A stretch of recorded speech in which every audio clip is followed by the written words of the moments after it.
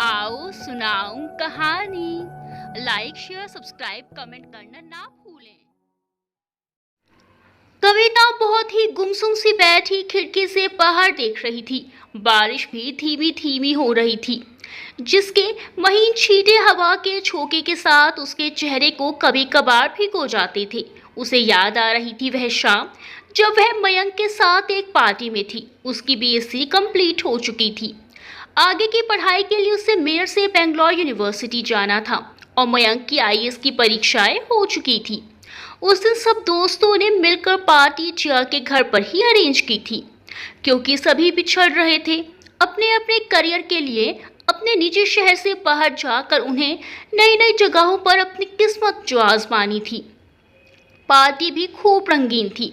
लोगों ने बोतले की बोतलें खत्म कर दी तो कुछ ना हुआ, मगर मगर मैंने होठों से लगाई तो हंगामा हो गया। हाँ, हंगामा हो गया, हंगामा हो गया। आशा भोसले जी का गाना फुल वॉल्यूम में बज रहा था। सभी मस्ती में झूम रहे थे। सभी के पैर गाने की धुन पर थिरक रहे थे और दूसरी तरफ मयंक और कविता एक दूसरे का हाथ थामे कुर्सियों पर बैठे थे। सामने मेज पर नाश्ता वगैरह रखा हुआ था। वो दोनों एक दूसरे की दुनिया में खोए थे। कविता ने नेवी ब्लू कलर का सूट पहना था जो उसके श्वेत वर्ण में चार चांद लगा रहा था। कानों में मैचिंग इयररिंग्स और बाएं हाथ में गोल्डन लेडीज घड़ी और दाहिने हाथ में मैचिंग ब्रेसलेट। काले लंबे बाल जो पूरे खुले कमर पर खुशी से नृत्य कर रहे हो ऐसा प्रतीत हो रहा था। अंडाकार चेहरे पर दाहिनी तरफ बालों की एक लट उड़कर उसके सुर्ख गुलाबी होठों को आकर बार बार छू जाती थी। उस डिस्को लाइट में कविता किसी शायर की खूबसूरत शायरी जैसी प्रतीत हो रही थी। मयंक तो जैसे अपनी किस्मत पर इतरा रहा था। मयंक कविता के बड़े भाई किशोर का दोस्त था। किशोर, कविता और मयंक एक ही कॉलेज में साथ साथ पढ़े थे, पर किशोर ने ग्रेजुएशन कंप्लीट करने के बाद पिताजी का साड़ियों का शोरूम संभाल लिया। कविता की छोटी बहन अक्षिता इंटर में पढ़ाई कर रही थी और माँ हाउसवाइफ थी। कितना खुशहाल परिवार था उसका। मयंक और कविता किशोर की शादी के दौरान ही करीब आए थे। मयंक ने अपने प्यार का इजहार कविता से किया था। कविता के मन में भी मयंक के लिए प्यार पनप रहा था, क्योंकि मयंक किशोर से मिलने के लिए कविता के घर सालों से आ जा रहा था। जब मयंक ने कविता से अपने प्यार का इजहार किया तो कविता भी मना नहीं कर पाई थी। मयंक भी बहुत हैंडसम था। लंबा, गोरा चिट्टा, स्लिम बॉडी। कॉलेज की हर लड़की उस पर मरती थी, पर वो सिर्फ कविता से ही प्यार करता था। क्या यार, तुम दोनों भी ना। अब तुम दोनों कबूतर कबूतरी की गुटरगू पूरी हो गई हो तो पार्टी एंजॉय कर लो, जिया ने कहा तो कविता ने शर्माते हुए अपना हाथ मयंक के हाथ से छुड़ा लिया और जिया के साथ चल दी जहां डांस हो रहा था। लिसन लिसन गाइस, देखो हमारे लविंग कपल आ गए हैं। अरे रीमा, चल कोई रोमांटिक सॉन्ग प्ले कर, जिया ने रीमा से कहा, जिसे सॉन्ग प्ले करने की जिम्मेदारी दी गई थी। जिया ने कविता और मयंक को पास कर दिया। मयंक ने कविता का हाथ थाम लिया और तभी गाना प्ले हुआ। इतना प्यारा प्यारा है समा, हो गए दीवाने हम यहाँ, दिल की अब यही है आरज़ू, मिल जाए ज़मीं से आसमां। कविता और मयंक एक दूसरे में खोए हुए किसी दूसरी दुनिया में ही पहुंच गए थे। एक रोमांटिक परफॉर्मेंस दे रहे थे। उन्हें कहाँ होश था दुनियादारी का। तभी तालियों की गड़गड़ाहट ने दोनों का ध्यान भंग किया।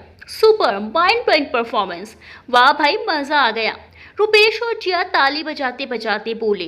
तभी जिया आगे आई और खनकती आवाज में दोनों की खिंचाई करने लगी। अरे वाह, हमारे तोता मैना चोंच लड़ाने के अलावा भी कुछ कर पाते हैं, गजब यार।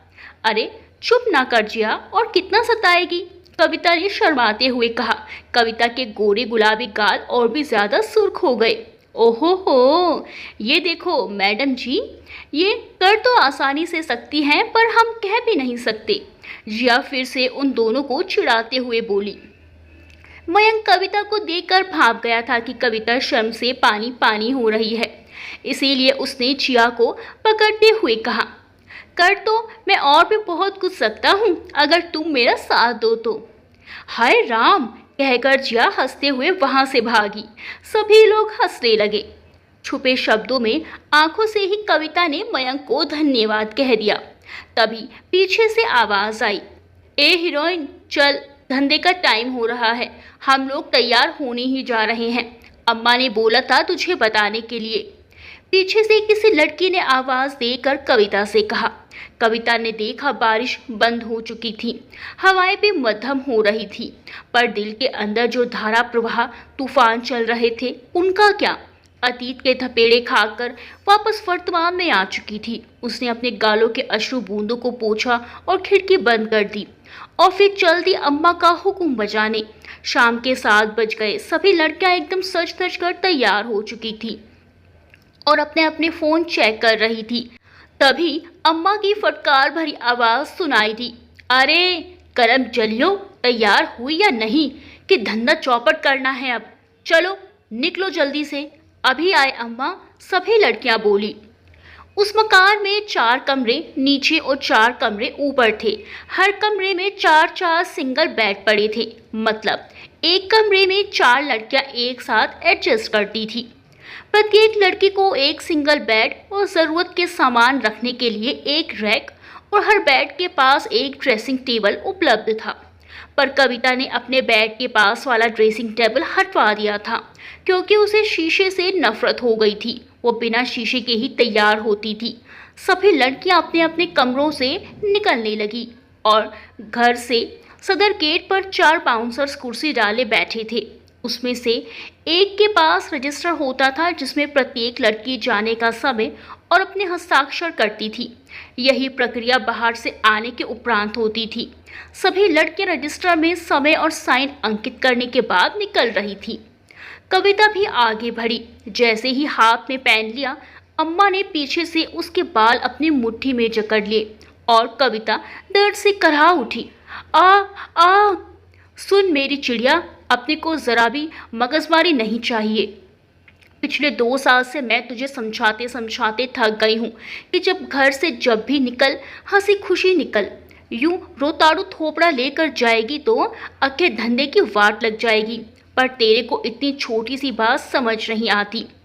आने दे यशवंत को, अब वही तुझे ठीक करेगा। और अगर 5,000 से एक भी रुपया कम हुआ ना तो कल सारे दिन तुझे भूखा रहना पड़ेगा, समझी कि दोबारा समझाऊं। और बड़ी ही झटके के साथ उन्होंने कविता के बाल छोड़ दिए। वो गिरते गिरते बची। वह संभल कर उठी, साइन किया और वहां से निकल गई। उसे अब रोज रोज की चिक की आदत पड़ चुकी थी। ए सुन तो, तू हर रोज उधर कहाँ चली जाती है? उस साइड क्या ज्यादा पैसे वाले ग्राहक आते हैं? उसी घर में रहने वाली अम्मा की एक खास चमची, जो कि अपने आप को उन सब लड़कियों की लीडर समझती थी और सभी लड़कियां उसे अपना गुरु समझती थी, उसने कविता से पूछा। पर कविता उसे बिल्कुल भाव नहीं देती थी, इसीलिए वो कविता से बहुत चिढ़ती थी। क्यों? अब धंधा भी तुमसे पूछ कर करूंगी। मुझ पर नहीं, अपने धंधे पर ध्यान दो। मैं चाहे जहां जाऊं, तुम्हें इससे क्या? कहकर कविता विपरीत दिशा में चली जाती है। उधर वो लड़कियां रोड के किनारे खड़े होकर ग्राहक फंसाने लगी और कुछ अलग अलग होटलों से आए हुए 4 व्हीलर गाड़ियों में बैठकर रवाना भी हो गई। इधर कविता, जो कि घर से मिनी कपड़ों से निकली थी, उसका इंतजार कोई रोड के दूसरी ओर कर रहा था। वह जल्दी से वहां पहुंचकर उस शख्स से बोली, अरे खाली चाचा, मुझे आने में थोड़ी देर हो गई आज। और जल्दी से उनके रिक्शे पर बैठकर चली जाती हैं। तकरीबन 15 मिनट चलने के बाद रिक्शा एक बिल्डिंग के आगे रुका। खालिद और कविता दोनों रिक्शे से उतरकर बिल्डिंग में चले गए। कविता ने आवाज़ लगाई, आंटी कैसी तबीयत है आपकी? कमरे में बेड पर एक अधेड़ उम्र की महिला लेटी हुई थी। खालिद बेड के पास पड़े सोफे पर बैठ जाते हैं और कविता अपने बैग से सलवार कुर्ता निकालकर चेंज करने चली जाती है और फिर गर्म पानी लेकर आती है। खालिद वहां से उठकर बाहर अपने रिक्शा पर बैठ जाते हैं। इधर कविता उन्हें स्पॉन्ज पार देती है, उन्हें कपड़े चेंज करवाती है, उन्हें उनका मनपसंद खाना बनाकर खिलाती है। दरअसल वो मिसेस शर्मा एक कुष्ठ रोगी थी। उनके पति के गुजरने के बाद वो बहुत बीमार पड़ गई थी। 2 बेटे अपने परिवार सहित विदेश में कार्यरत थे। पैसा बहुत था पर उनकी देखरेख करने वाला कोई नहीं था। खालिद उनके घर दूध देने जाते थे, वो भी तब से जब उनके बच्चे बहुत छोटे छोटे थे। इसीलिए उनके बच्चों ने अपनी माँ की जिम्मेदारी खालिद मियाँ को सौंपी थी। खालिद मियाँ भी उन्हें सगी भाभी से बढ़कर मानते थे। और इधर खालिद मियाँ अम्मा के घर भी दूध देने सालों से आ जा रहे थे। वहीं कविता की मुलाकात उनसे हुई। रक्षाबंधन के दिन कविता बाहर बगीचे में बैठी रो रही थी। खालिद मियाँ ने रोने का कारण पूछा तो मौका पाकर उसने अपनी पूरी दर्द भरी दास्तान उनको सुना दी। तो उन्होंने अपनी कलाई आगे बढ़ाई और कहा, बेटी, भाई समझ जा चचा, मुझे ये राखी बांध दे और तेरा ये चचा ताउम्र तेरी हिफाजत करने का वादा करता है। कविता ने खालिद चचा को राखी बांध दी। तब से वो उनकी हिफाजत उस घिनौनी दुनिया से कर रहे थे। उन्होंने कई बार कहा, बेटी, मेरी 2 बेटियां हैं, तू यहाँ से चल मेरे घर में। सुबह दूध बेचता हूँ, दिन भर रिक्शा चलाता हूँ, उससे ज़्यादा अच्छा तो नहीं, पर नमक रोटी आसानी से जुटा लेता हूँ। हम सब मिलकर खुशी खुशी रहेंगे। पर कविता की अपनी कुछ मजबूरी थी, जिसके कारण वो खालिद चचा के घर नहीं जा सकती थी, और उस मजबूरी का नाम था यशवंत। तो इस तरह से खालिद ने मिसेस शर्मा को कविता की पूरी सच्चाई बता दी थी। दिन में एक नौकरानी आकर घर का सारा काम कर देती थी। टिफिन सर्विस से एक टिफिन उनके घर भी बंधा हुआ था। नौकरानी प्लेट में परोसकर उन्हें दूर से ही दे देती थी और अपने घर चली जाती थी। और रात का काम कविता के जिम्मे था। उनके घर का काम खत्म करके कविता ने तौलिए से हाथ मुंह पोंछे और 1000 रुपये उन्होंने दिया और कविता घर के बाहर आई। पीछे से एक लड़का भीकू जो उनकी देख रेख के लिए रखा गया था, उसने आकर दरवाज़ा बंद कर लिया। अरे खालिद चचा, सो गए क्या? कविता ने हंसकर पूछा। हाँ बेटी, बस थोड़ी सी आंख लग गई थी, खालिद मियाँ ने हंसते हुए कहा। फिर कविता रिक्शे पर सवार हुई और रिक्शा दौड़ा पड़ा मुंबई की सड़कों पर। वहाँ दिन और रात एक ही समान लगता था, वही शोर शराबा, वही भीड़। फिर रिक्शा एक फैक्ट्री के सामने रुकता है। कविता और खालिद दोनों लोग अंदर चले जाते हैं। वहाँ बहुत सी महिलाएं और लड़कियां काम कर रही थी। अरे कविता, आज तो तू जल्दी आ गई, क्या बात है? उन्हीं महिलाओं में से एक तो लड़की थी श्यामा। उसने हंसकर पूछा, क्यों 10 बज रहे हैं, जल्दी कहाँ आ गई? कविता ने उत्तर दिया और बैठ गई। अचार के डिब्बों पर लेबल चिपकाने लगी। खालिद चचा ने रिक्शे से अपना झोला निकाला और फैक्ट्री के अंदर ही एक तरफ चादर बिछाकर सो गए। लेबल लगाने के बाद सारे डब्बों की गिनती करके गत्तों में भरकर सब लेडीज वहां से चली गई अपनी अपनी मजदूरी लेकर। पर कविता का काम अभी भी चालू था। उसने 50 से भी अधिक गत्ते फैक्ट्री की फील्ड में 2 गाड़ियां रखी थी, उन गाड़ियों में लादे। उसके बाद दूसरी तरफ टेडी बियर बनाने जाते थे। उसने 20 टेडी बियर सिलकर और फॉर्म भरकर रेडी किए। सुबह के 4:30 बज चुके थे।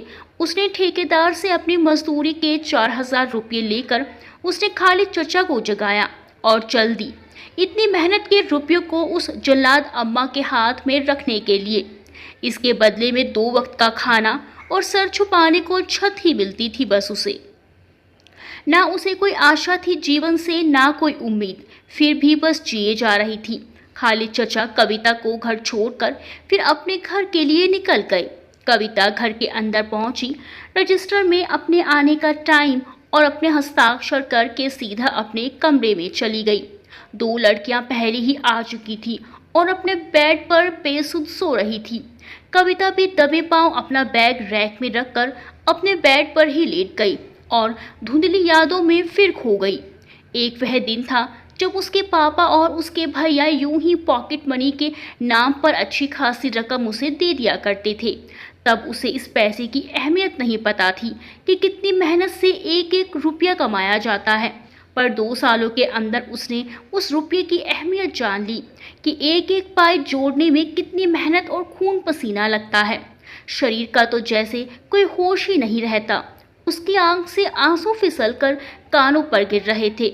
उसने अपने दुपट्टे से आंसू पोंछ लिए और कब गहरी निद्रा में लीन हो गई उसको खुद पता ही नहीं चला। अरे मर गई क्या? उठ उठना। ओफो, ये अम्मा भी ना इस पत्थर की मूरत को तुझे ही भेज देती है जगाने के लिए। अरे उठना। उसके ही कमरे की एक लड़की उमाऊ से झकझोर दे रही थी। हाँ, उठती हूँ। कविता ने नींद में अपनी आंखें दोनों हाथों से मसलते हुए कहा। नहीं नहीं, तू आज एक बात मुझको बता ही दे, तू ऐसी ही है या फिर बनुआ भगत है? जाते तो हम सब हैं, पर नींद तेरी ही नहीं खुलती। तुझे ही रोज भेजा जाता है तुझे जगाने के लिए। मैं क्या तेरी गुलाम हूँ यहाँ? खुद से नहीं उठ सकती? उमा चिल्लाते हुए बोली। कविता उठकर बिस्तर पर बैठ गई। क्या बात है, क्यों चिल्लाए जा रही है? ज्यादा सियानी मत बन और मुझ पर ना चिल्लाना। मैं कोई अपनी मर्जी से यहाँ नहीं आई हूँ, तुझे जगाने अम्मा ने भेजा है। चल हिसाब दे। एक तो महारानी जी को जगा, ऊपर से बोलती है मैं चिल्ला रही हूँ। उमा अपने दांत पीसते हुए कहती हुई कमरे से निकल जाती है। आ रही हूँ कहकर कविता फ्रेश होने चली गई। वापस आकर उसने 10 मिनट बाद अपनी मेहनत की कमाए पैसे अम्मा को दे दिए। फिर अपने रूम में आ गई। इधर मयंक अपनी ट्रेनिंग पूरी करके अपने हाथ में ज्वाइनिंग लेटर लिए गाड़ी में बैठकर घर के लिए रवाना हो चुका था। शाम के 6 बज रहे थे। रास्ते में कविता की यादों और बातों को याद करके मुस्कुरा रहा था। एक दिन जब मयंक ने कविता को काफ़ी मायूस होकर ये खबर सुनाई थी कि आईएएस की परीक्षा में वो उत्तीर्ण नहीं हुआ और वो किसी लायक नहीं है, तो कविता दौड़ी दौड़ी पार्क में आई और उसे बहुत समझाया। वो कविता की गोद में अपना सर छुपाए रो रहा था। कविता बार बार उसे हौसला दे रही थी। वो कह रही थी, ना मानू, ऐसे कमज़ोर नहीं पड़ते। अगर तुम इस वक्त कमज़ोर पड़ गए तो मम्मी पापा तुम्हें ऐसे देखकर टूट जाएंगे। तुम दोबारा कोशिश करो और मुझे पूरा यकीन है कि तुम कामयाब ज़रूर होंगे। तुम्हें मेरी कसम, चुप हो जाओ। कैसे कवि, तुम ही बताओ। मेरी इतनी मेहनत के बाद भी मेरा नाम नहीं आया। मैं अब क्या करूं? रोते रोते मयंक ने कविता से कहा। अरे नहीं, पहले रोना बंद करो, फिर कुछ सोचते हैं। एएससीपी, हाँ, इस बार तुम यूपीएससी से एसीपी के पद के लिए फॉर्म फिल करो। मुझे पूरा भरोसा है तुम अच्छी रैंक लाओगे ना? मेरी खातिर प्लीज़। कविता ने मयंक की आंखों में झांकते हुए रिक्वेस्ट की। कितना विश्वास था उसे मुझ पर और मेरी काबिलियत पर। और फिर कुछ दिनों बाद मैंने फॉर्म डाला और परीक्षाएं दी और फिर बेहतरीन रैंक के साथ सफल भी हुआ। उसके बाद सीधा एसीपी पद के लिए चयनित हुआ। सच ही कहा है किसी ने कि माता पिता के आशीर्वाद और सच्चे प्यार की दुआएं जल्द ही कबूल होती हैं। मेरठ से ट्रेनिंग पर जाते समय कविता से जब मिला था तब वो कितना रोई थी मुझसे बिछड़ने के गम में, और अब आज का दिन मुझे यूं एसीपी मयंक रायजादा के रूप में देखकर वो कितनी खुश होगी। और फिर मेरा ज्वाइनिंग परसों ही है। बहुत सारा काम है, पैकिंग करनी है। माँ ने मेरी नौकरी के लिए जो मन्नत मांगी थी, घर पर मेरे लिए एक पूजा भी रखी है। वो सारी पूजा संपन्न करवानी है और अपनी कविता से भी मिलना है। मम्मी पापा से कविता और अपनी शादी की बात भी करनी है। यही सब आंखें बंद किए मयंक सोच रहा था कि तभी गाड़ी अचानक रुक गई। मयंक ने आंखें खोली और ड्राइवर से पूछा, क्या हुआ भाई, गाड़ी क्यों रोक दी? साहब, सामने ढाबा दिख रहा है, चलिए ना, पहले कुछ खा पी लेते हैं फिर चलते हैं, बड़ी भूख लग रही है। ओह हाँ हाँ, चलो भाई, कुछ खा लिया जाए, भूख तो मुझे भी बहुत लग रही है। खाना खाकर वो लोग मेरठ के लिए फिर से रवाना होती है। तकरीबन सारी रात का सफ़र तय करने के बाद वो सुबह 5 बजे अपने घर पहुंच जाता है। गाड़ी से उतरकर पहले हाथ पैर सीधे करता है, फिर डोरबेल बजाता है। गेट खुलता है तो माँ हाथों में आरती की थाली लिए खड़ी थी और तकरीबन 2 साल के अंतराल पर अपने बेटे को अपने सामने देखकर खुशी से रोने लगती है। अरे मम्मी, आप रो क्यों रही हैं? क्या मेरा आना आपको अच्छा नहीं लगा? कहिए तो वापस चला जाऊं? मयंक मम्मी को चिढ़ाते हुए बोला। तू ऐसे क्यों बोल रहा है बेटा? यह तो खुशी के आंसू हैं। इतने दिनों बाद जो देख रही हूँ तुझे, मयंक की मम्मी बोली। फिर बेटे की आरती उतारने लगी। मयंक ने अपना ज्वाइनिंग लेटर अपनी माँ के हाथों में थमा दिया और मम्मी पापा के चरण स्पर्श किए।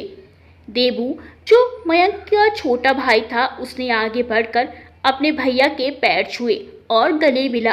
राशि, मयंक की छोटी बहन ने अपना हाथ फैला दिया। भैया, मेरा सारा मेकअप का सामान लाए कि नहीं? अरे बिट्टू, मैं तो वो सामान वहीं भूल गया। सो सॉरी बहना, मयंक राशि को छेड़ते हुए बोला। क्या? मैं जानती थी, नो डाउट आप मुझे ज़रा भी प्यार नहीं करते। राशि रुआंसे सी आवाज़ में बोली। अरे ऐसा कहीं हो सकता है मेरी बिटिया रानी कुछ फरमाइश करे और उसका भाई उसकी फरमाइश पूरी ना करे। तेरी लिस्ट के हिसाब से भाई सारा सामान ले आया हूँ। ओ भैया, मैं जानती थी कि आप मेरी बात कभी नहीं टालते, कहकर राशि हंसने लगती है। बाकी लोग भी खूब हंसने लगते हैं।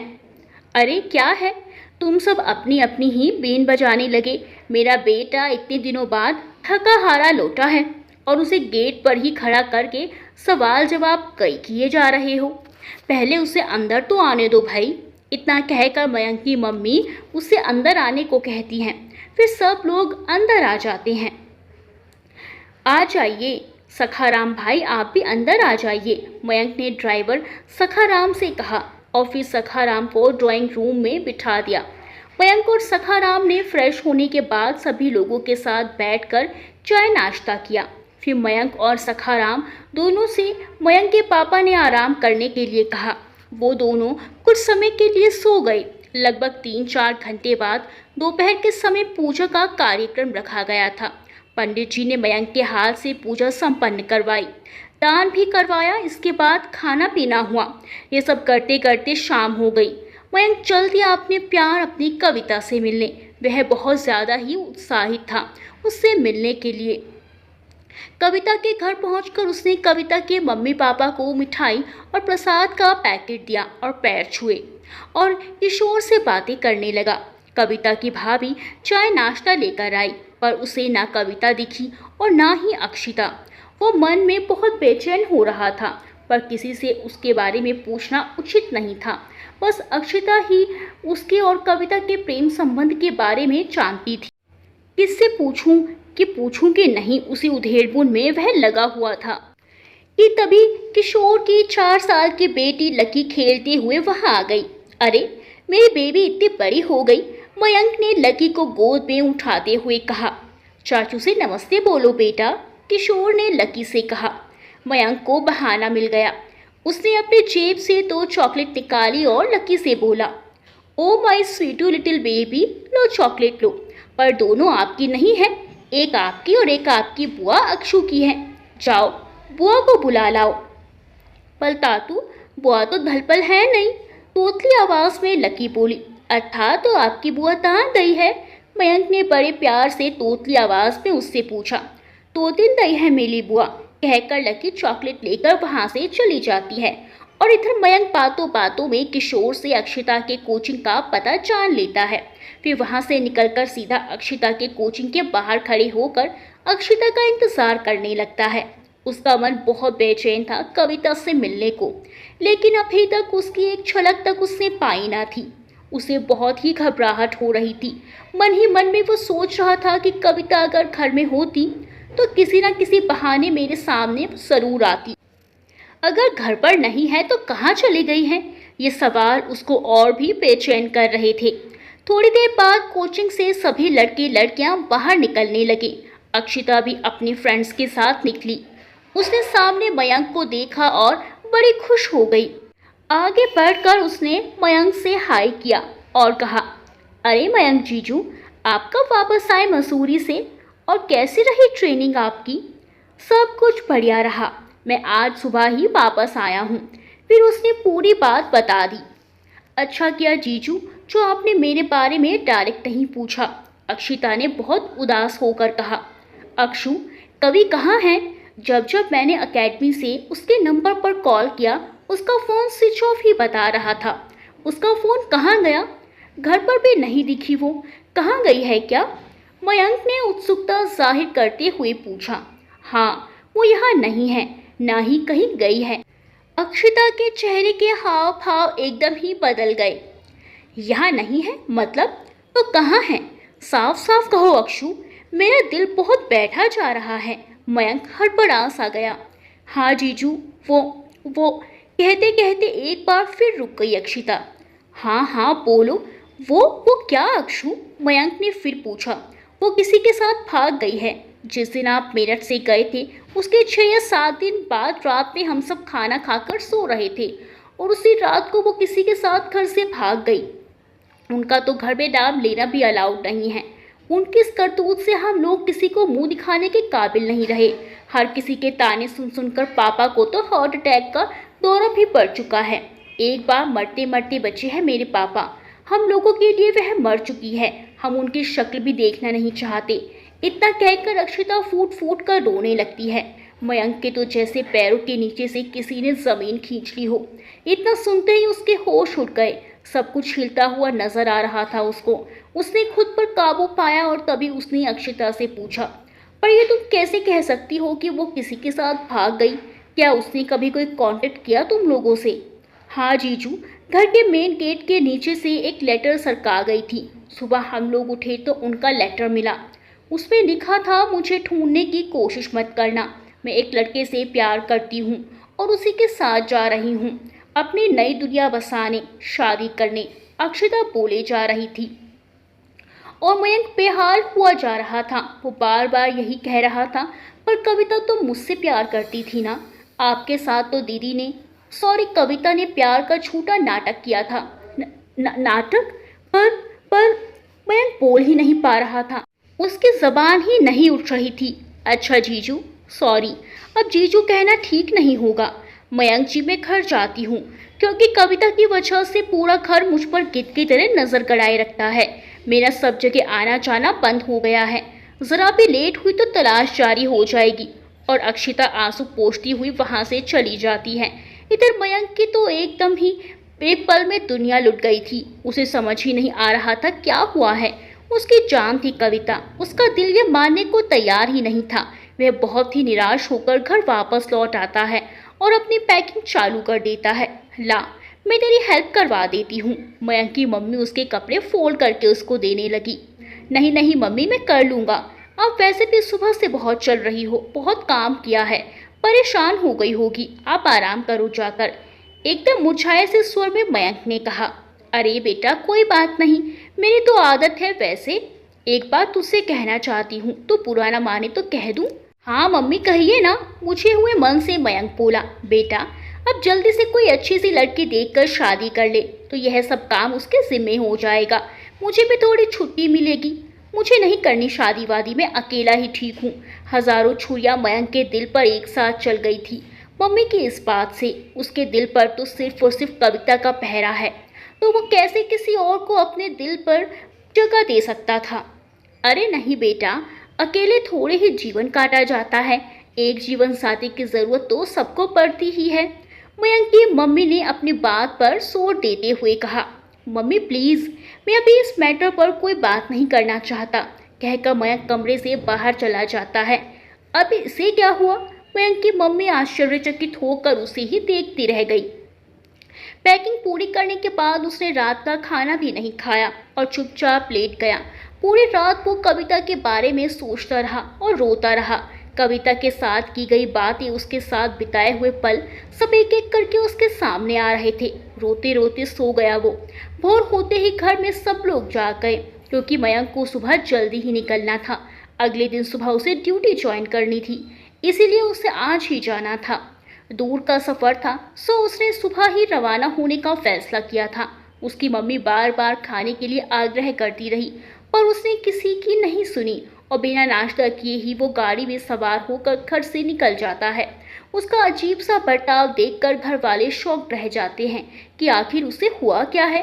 यही सब सोच रहे थे। इधर मयंक गाड़ी में आंखें बंद करे सीट पर सर टिकाए कविता के द्वारा दिए हुए धोखे के बारे में सोच रहा था, लेकिन उसका दिल अब भी मानने को तैयार नहीं था। इसीलिए उसे अंदर ही अंदर एक चीज खटक रही थी।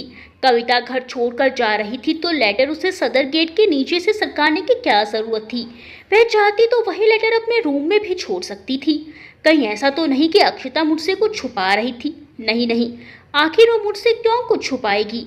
या फिर मेरी कविता किसी दुर्घटना की शिकार हो गई हो और कहीं किसी बड़ी मुसीबत में फंस गई हो? पर मैं किससे क्या पूछूं, कुछ समझ नहीं आ रहा है। अक्षिता ने साफ तौर पर मुझसे ये कहा था कि लेटर में हैंडराइटिंग कविता की ही थी, क्योंकि किशोर ने वह लेटर हैंडराइटिंग एक्सपर्ट से चेक करवाया था। अजीब सी अनगिनत सवाल उसके जहन में चल रहे थे, जिनका जवाब जानना उसके लिए बहुत ज़रूरी था। पर कैसे, ये मयंक को समझ नहीं आ रहा था। इधर कविता अपनी जिंदगी में हर दिन एक नई जंग लड़ रही थी। दुनिया की 8वीं अजूबा क्या देवदासी बन बैठी है? चल इधर आ, हम दोनों के लिए पैक बना। अम्मा की खास चमची शांति कविता से बोली। कविता उठकर उन दोनों के लिए ग्लासों में शराब उड़ेलती है। शांति बड़ी ही व्यंग्य भरे मिजाज में सिगरेट पीकर धुएं के छल्ले उसके मुंह पर उड़ाते हुए बोली, एक ग्लास तू भी अपने लिए एक पैक बना ले। नहीं, मैं शराब नहीं पीती। कविता ने शराब लेने से मना कर दिया। क्या? अरे ये सुनो, हमारी प्यारी सी दुनिया की देवी माता जी। क्यों, सही कहा ना? अरे भाई पूजा करो इनकी। अबे सुन, कॉल गर्ल्स हैं, यहाँ कोई तीर्थ धाम नहीं है। ख्वाबों की दुनिया से बाहर निकल, हकीकत को पहचान।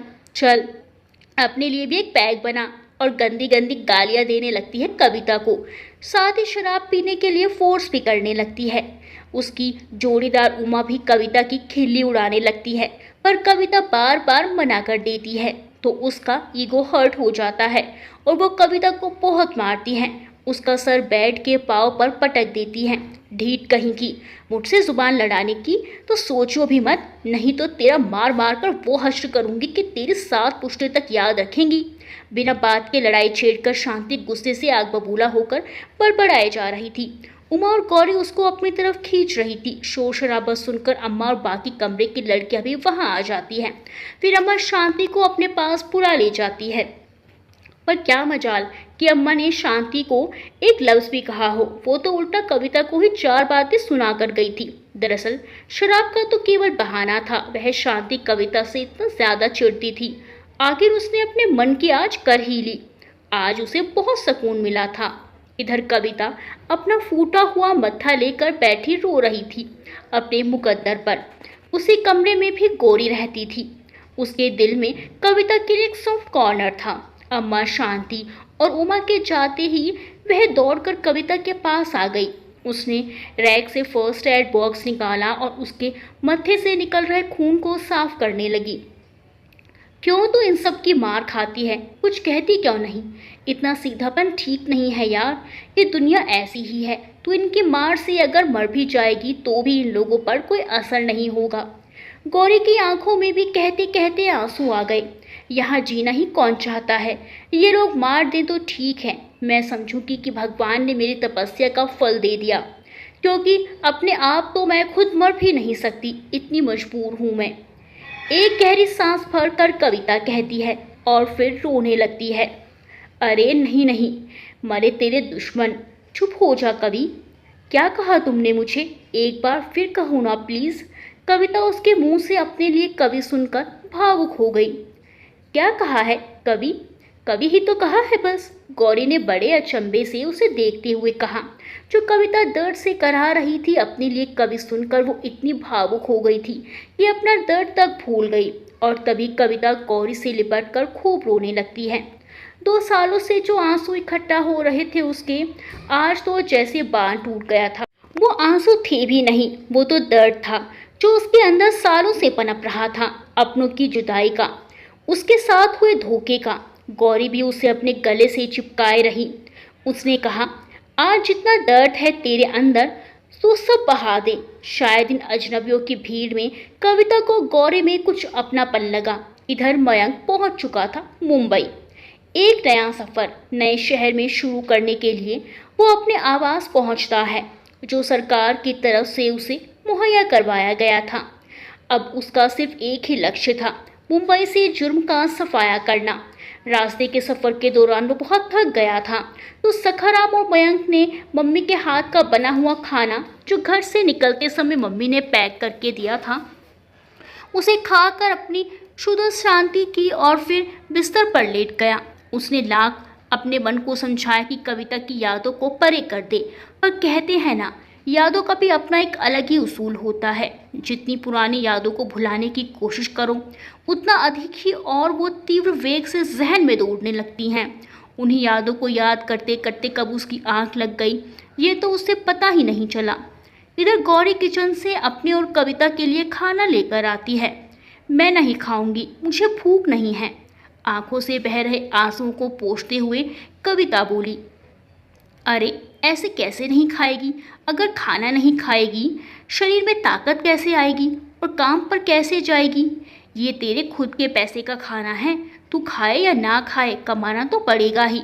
अगर काम पर नहीं जाएगी तो जानती तो है ये जल्लाद अम्मा तेरे जिस्म से चमड़ी अलग होने तक मारेगी। चल खाना खा ले। इस तरह गौरी उसे समझाती है और अपने हाथों से एक निवाला कविता के मुंह में रख देती है। उसके बाद कविता को भी लगने लगा कि गौरी सही कह रही है, तो वो भी खाना खाने लगती है। खाना खाते खाते उसने उससे पूछा, ऐसी क्या मजबूरी है तेरी जो ना यहाँ से जा सकती है ना अपनी मर्जी से मर सकती है। तू मुझसे बोल सकती है अपने मन की बात। यशवंत, यही है मेरी मजबूरी का नाम। वो इतना घटिया गिरा हुआ आदमी है, उसने मेरी हंसती खेलती जिंदगी तबाह कर दी। कहते कहते कविता का कोमल चेहरा कठोर हो गया, आंखों से ज्वालामुखी फूट पड़ा। अच्छा अच्छा, तो ये वही है ना, इस अम्मा के वहाँ लड़कियों का दलाल? गौरी ने कहा। हाँ हाँ वही। एक ना एक दिन उसे अपने कर्मों की सज़ा ज़रूर मिलेगी, देखना तुम। कहकर कविता खाना खाते खाते रुक गई और उसका खून खौल उठा। अब बता, यशवंत ने तुझे कैसे यहाँ लाकर फंसा दिया? और वो रहता कहाँ है? तुझको कहाँ मिला वो? ऐसे बहुत से सवाल गौरी ने एक साथ कविता से कर दिए। वो मेरठ में रहता है शायद, या फिर कहीं और।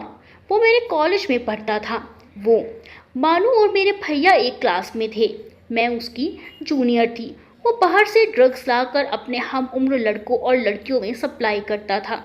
ये बात मानू और भैया को जब पता चली तो उन्होंने उसे बहुत मारा और प्रिंसिपल जी से उसे कॉलेज से रेस्टिकेट करवा दिया। फिर उसने उन दोनों से बदला लेने के लिए कई बार मुझे छेड़ने की कोशिश की, पर हर बार साय की तरह मेरे साथ रहने वाला मानू ने उसे खूब अच्छा सबक सिखाया। मानू, ये मानू कौन है कवि? गौरी बहुत गंभीरता से उसकी बातें सुन रही थी। मयंक। मयंक का नाम सुनते ही उसने कविता से पूछा, मानू? मानू मेरा प्यार। दरअसल नाम तो उसका मयंक है, पर मैं उसे प्यार से मानू बुलाती हूँ और वो मुझे कवि। एक सुकून भरा एहसास आया कविता के चेहरे पर। मयंक का नाम लेते ही उसकी आंखों में अलग ही चमक आ गई और चेहरा खिल उठा। तू बहुत प्यार करती है अपने मानू से। क्या तू भी कभी अपने मानू से मिल पाएगी? और तेरी आज की हकीकत जानकर अगर उसने तुझे अपनाने से इनकार कर दिया तो? गौरी ने पूछा। हाँ, बहुत प्यार करती हूँ मैं उसे, अपनी जान से भी ज़्यादा चाहती हूँ मैं उसे। ऐसे कैसे इनकार करेगा? अरे उसका मुंह न तोड़ दूंगी मैं सिर्फ अपने मानू के लिए ही ये जिल्लत भरी जिंदगी जी रही हूँ, और फिर सारी सच्चाई बताऊंगी ना उसे। वो मुझे बहुत प्यार करता है, जान देता है मुझ पे। आज गौरी ने पहली बार उसके चेहरे पर सुकून और मुस्कुराहट देखी थी, जो उसके प्यार को बहुत अच्छे से बयां कर रहे थे। अब बस इंतज़ार है तो उस यशवंत का, किसी तरह उसके पाँव से वो ज़रूरी चीज़ें वापस ले लूँ जिसके दम पर उसने मुझे यहाँ कैद किया है। फिर मैं यहाँ से फुर। हल्की सी मुस्कान कविता के चेहरे पर आ गई। कौन सी चीज़ें? गौरी आश्चर्य से पूछती है। कविता जैसे ही गौरी से आगे की बात बताने चलती है, उमा और शांति कमरे में आ जाती हैं। फिर कविता और गौरी चुपचाप खाना खाने लगी। इधर मयंक दिन रात बड़ी मेहनत के साथ अपनी ड्यूटी कर रहा था और मुंबई से क्राइम का खात्मा कर रहा था, पर कविता को वह भुलाने में अब भी नाकामयाब था। शायद उसको भी कविता के द्वारा की गई बेवफाई हजम नहीं हो रही थी, इसलिए गुस्सा और रोष उसके व्यवहार से साफ झलक रहा था। उसे अपनी जिंदगी से कोई मोह नहीं रह गया था, इसीलिए बहुत बड़े बड़े अपराधियों और गैंग माफियाओं से उसकी अच्छी खासी दुश्मनी हो गई थी। देखते देखते एक साल पूरा हो गया और मयंक अपनी और कविता अपनी जिंदगी में तन्हाइयों में बिता रहे थे, लेकिन दोनों को उनकी यादों ने जकड़ा हुआ था। कविता तो उस नर्क में जैसे तैसे हर दिन एक नई चुनौती का सामना करते हुए दिन काट रही थी। एक दिन मयंक की मम्मी का फोन आता है और वो मयंक को घर आने को कहती है। अगले दिन मयंक घर पहुंच जाता है। तब घर वाले उससे शादी की बात करते हैं। वो फिर से चिढ़ जाता है, पर इस बार उसकी मम्मी ने उससे कहा कि वो उससे पूछ नहीं रही हैं, उसे आदेश दे रही हैं। अगर उसके मन में कोई लड़की हो तो वो उन्हें बता दे, नहीं तो उनके पसंद की लड़की से वो शादी करे। अगर उसने शादी से इनकार किया तो वो उसका मरा मुंह देखेगा। अपनी मम्मी की बात सुनकर मयंक मना नहीं कर पाया और उसकी मम्मी ने लड़की देखनी चालू कर दी। तभी उसकी मुलाकात किशोर से होती है। वो बहुत दुखी और परेशान था। उससे उसकी परेशानी का कारण पूछा तो उसने बताया कि अक्षता के लिए कोई रिश्ता नहीं मिल रहा है, बदनामी की वजह से। कविता की सच्चाई उसने मयंक को बताई। फिर उसने मयंक से हाथ जोड़कर कहा कि अगर वो उसे अपना सच्चा दोस्त मानता है तो उसकी दोस्ती निभाने का टाइम आ गया है। वो उसकी इज्जत बचा ले, अक्षिता से शादी कर ले। मयंक ने सोचने की मोहलत मांगी। पूरी रात इसी कश्मकश में कट गई कि वो अक्षिता से शादी कैसे कर ले, क्योंकि उसने कभी भी अक्षिता को उस नज़र से देखा ही नहीं। हमेशा से मैंने कविता को ही चाहा है। ये कितनी बड़ी चुनौती में डाल दिया मेरे दोस्त ने मुझे। एक तरफ ये भी सवाल मन में चल रहा था कि अब बात उसके दोस्ती पर आ गई है। किशोर से वो मना करे भी तो कैसे? आखिर वो क्या सोचेगा कि दोस्ती का दम भरने वाला मयंक उसके घर की इज्जत भी ना बचा सका। और फिर अक्षिता ने बताया था कि कविता की वजह से उसके पापा को हार्ट अटैक भी आ चुका है। अगर उन्हें पता चलेगा अक्षिता का रिश्ता कहीं नहीं हो पा रहा है तो कहीं वो फिर से कोई दिक्कत ना आ जाए। शायद मेरे प्यार का भी यही इम्तिहान है। लेकिन अभी जो बात कविता की वजह से बिगड़ी है वह बात कविता का मानो ही सुधारेगा। हार कर उसने फैसला किया कि अक्षिता से शादी कर लेगा। दोस्तों, वीडियो को लाइक करना बिल्कुल ना भूलें। मिलते हैं अगली वीडियो में कहानी के अगले भाग के साथ। तब तक के लिए बाय बाय।